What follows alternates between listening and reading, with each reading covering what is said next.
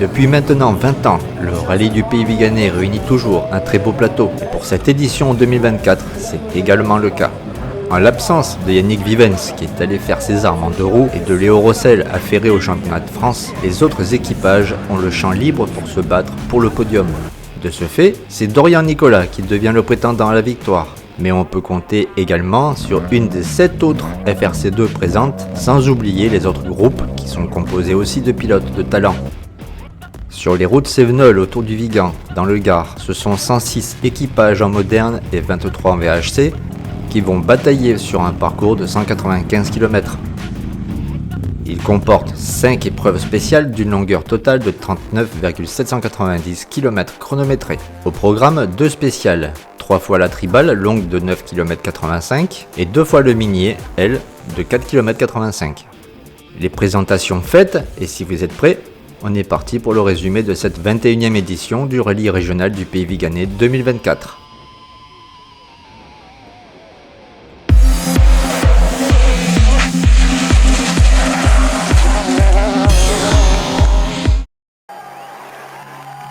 En 2023, la nouveauté et la surprise, c'était le retour de l'épingle du rallye.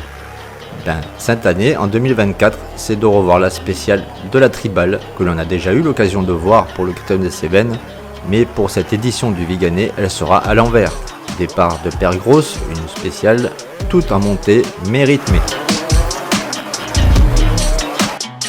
On se retrouve dans la première spéciale, Père-Grosse-Cabriès, la tribale. Et d'entrée, c'est Kevin Constanti associé à Mathieu Morin qui signe le premier temps scratch de la journée devant Dorian Nicolas associé à Vincent Carmille pour seulement 2 petits dixièmes. Le troisième temps est à mettre au compte de Nicolas Liron associé à l'autre Mathieu Morin avec seulement 7 dixièmes de retard sur le leader. Le quatrième temps est pour Thierry Brunet associé à Jean-François Asséna mais déjà à plus de 6 secondes. Grégory et Marine Fontalba, avec leur belle Alpine, signent le 5e temps devant Gaëtan Olmy et Frédéric Turière, 6e. Romain et Valériane Veir, 7e. Warren Tribouillois et Benjamin Durand, 8e.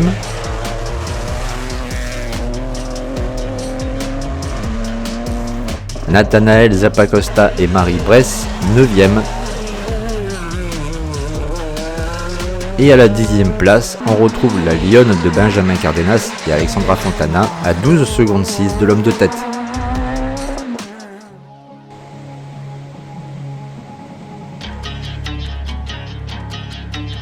Après une première spéciale déjà très disputée, on se dirige vers la deuxième qui va donner le tournis au chronomètreur.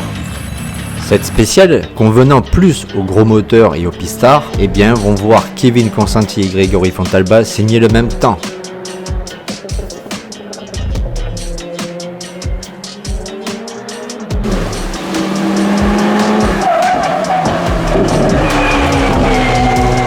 Juste derrière, on retrouve Nicolas Liron à seulement 7 dixièmes et Thierry Brunet à 1 seconde 3. Dorian Nicolas, quant à lui, signe le 5e temps à 2 secondes 9 des leaders ex aequo.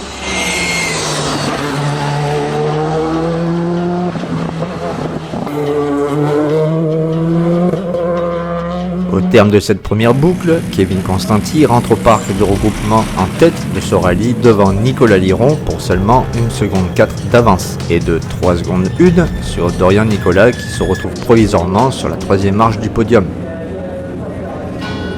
Même si c'est l'heure de l'apéro, pour nos amis spectateurs, nos guerriers des chronos se dirigent vers le 2e tour et la spéciale de la tribale. Cette spéciale qui a déjà vu passer bon nombre de grands noms du rallye, mais si je dis pas de bêtises, en descente, c'est-à-dire l'arrivée à Père-Grosse. D'ailleurs, mettez en commentaire si je me trompe, ça me permettra de dormir moins bête. La réaction de Dorian Nicolas ne se fait pas attendre plus longtemps, et c'est lui qui va signer le scratch devant Kevin Constanti, qui de nouveau va subir des soucis mécaniques, les bobines d'allumage qui prennent l'eau, provoquant des coupures moteurs, mais signera tout de même le 2e temps à 7 secondes 4 de Dorian. Thierry Brunet, lui aussi, hausse le ton en signant le 3e temps à 9 secondes 6 et en améliorant son temps de référence du premier tour de 15 secondes. Grégory Fontalba n'est qu'à 3 dixièmes lui. Benjamin Cardenas ne peut pas suivre le rythme imposé par les grosses autos de devant, mais il essaie de rester au contact et c'est pas facile.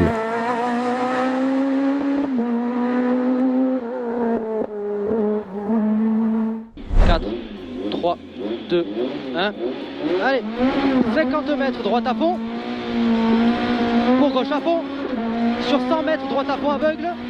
Et 80 mètres gauche à fond ferme soulage au mur en pierre.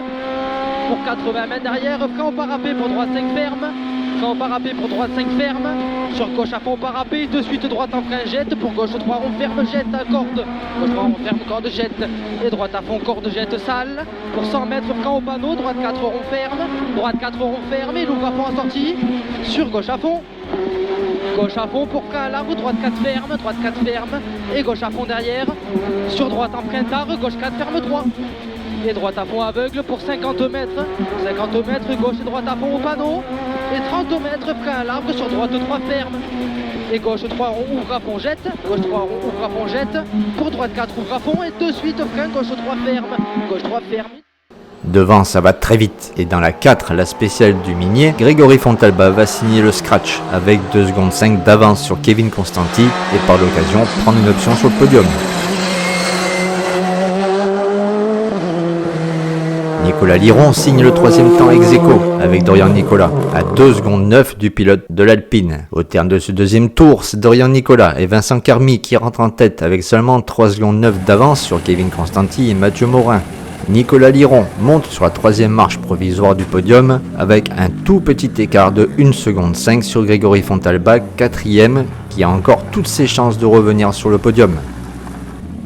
C'est déjà la dernière spéciale et elle servira de juge de paix au vu des faibles écarts qu'il y a entre les pilotes. Tout peut encore se passer, ne rien lâcher et rester concentré jusqu'au bout, ne pas avoir de regrets. Et c'est Kevin Constanti qui va signer le scratch devant Nicolas Liron avec 2 secondes 2 et Dorian Nicolas à 3 secondes 1.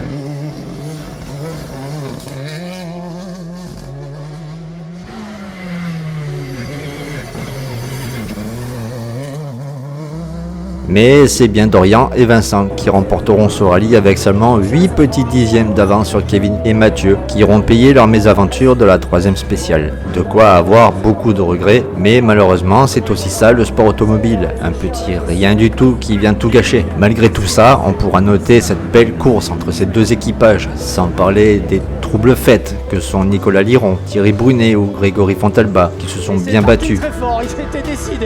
Et c'est Nicolas Liron et Mathieu Morin qui monteront sur la 3e marche du podium devant Grégory Fontalba qui échoue au pied du podium pour seulement 3 secondes 6 mais emporte tout de même le FRGT et première des 2 roues motrices. Benjamin Cardenas et Alexandre Fontana sont 7e au général. De Nice se précise pour Benjamin et Alexandra sont 7e de ce général, premier du groupe FR National, Benjamin Cardenas et Alexandra Fontana qui sont déjà arrivés.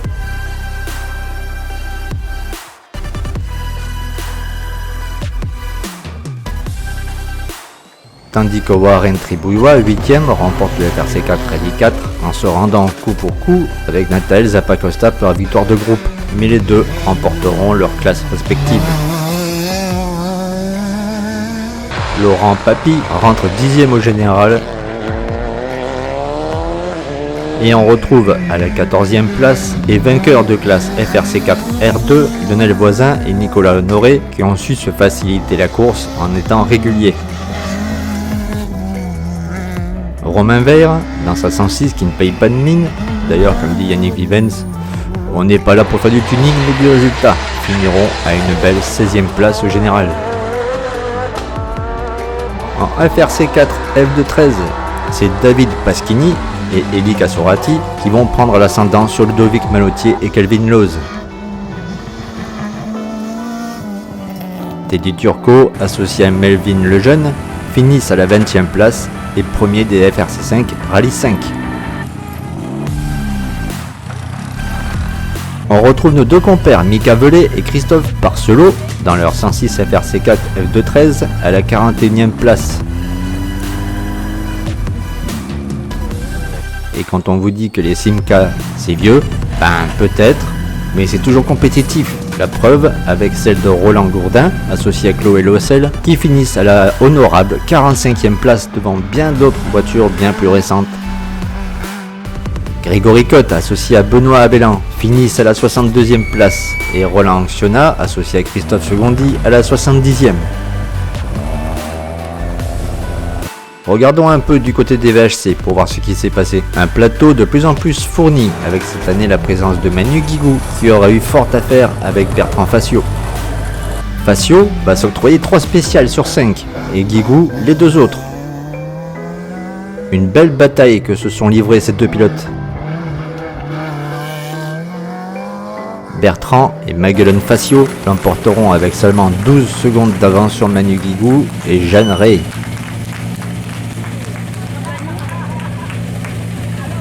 Et Christian Capel, associé à Daniel Bougette, monteront sur la 3e marche du podium, à plus de 50 secondes du leader. Pour les classiques, on retrouve Frédéric Rizzo, associé à Pascal Fleury, qui finiront 4e de tous les groupes confondus. Voilà, je remercie les équipages qui nous donnent toujours autant de frissons et d'émotions. Le team Viganais, la Zassie galloise, tous les commissaires et vous amis spectateurs, mais également mes camarades vidéastes, caméramans, photographes, sans qui je ne ferai pas grand chose. On se retrouve très bientôt pour une nouvelle vidéo, mais en attendant, n'hésitez pas à aller voir une de celles-ci. Et si vous êtes toujours là, je ne l'ai pas fait régulièrement, mais je vais vous le demander cette fois. Si vous êtes toujours là et que vous avez regardé jusqu'au bout, je vais vous demander de mettre GAZ. G-A-Z dans les commentaires. Comme ça je verrai si vous êtes bien resté jusqu'au bout et si vous avez été assidus. À bientôt. Ciao. Bisous les copains.